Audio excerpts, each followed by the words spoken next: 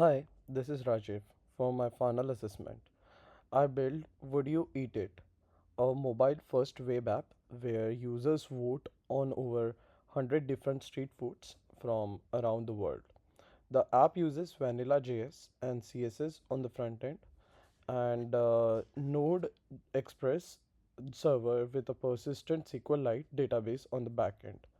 No dependencies like React or Tailwind were used, keeping the architecture extremely lightweight and fast. So now I will show the functionalities of the website which I have built. Uh, as you can see, I have implemented full touch gesture support. As you drag the card, the visual feedback using dynamic opacity overlays the rotation. I will swipe yes on this item and no on this item to the left. So afterwards, these are the icons which are used for liking and disliking, which is on the bottom of the web page. Also work perfectly and are fully synced with the database. Like, and this is for the dislike. Uh, on the stretch goal, I implemented undo functionality. If I accidentally swipe on the right on a food, I can click the undo button.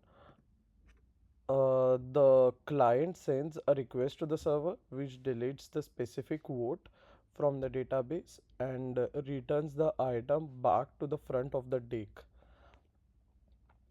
Next to the app Feel Alive, I have added a community pulse feature.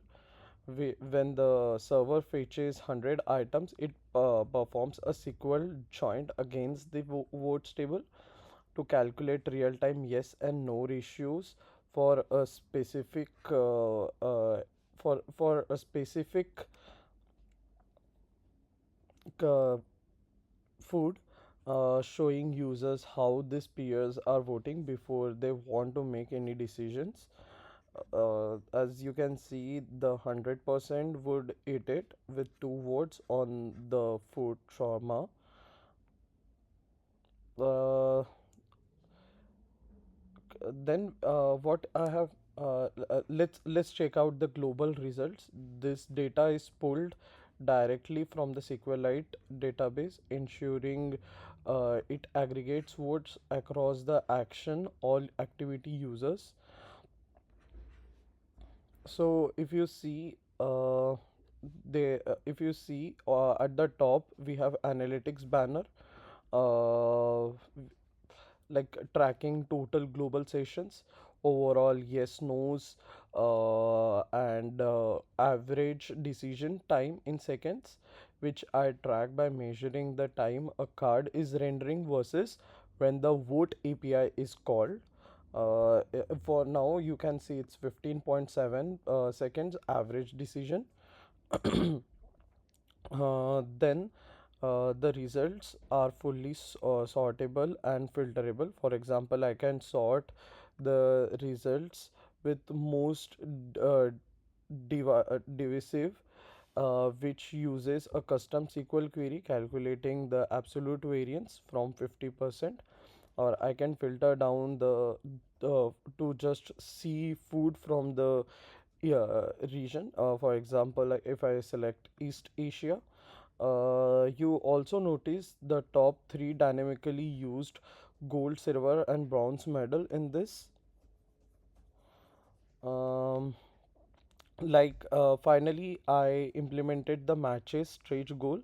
This view the compares the current user's session ID against the global, returning only the foods where I voted yes, and the global community uh, agreed with yes or no. Like if I go over there, you can see the people who like mochi, chimichanga, burek, and other foods. Afterwards, if I click, afterwards, that's the core loop. The handle ephemer cloud storage on render. I build an idempotent seed script that automatically populates the database with 105 verified foods. If it detects an empty table on the startup without wiping existing users' vote, this is how it's been working. And if I click again on back, it will go to the front page. And thanks for the watching.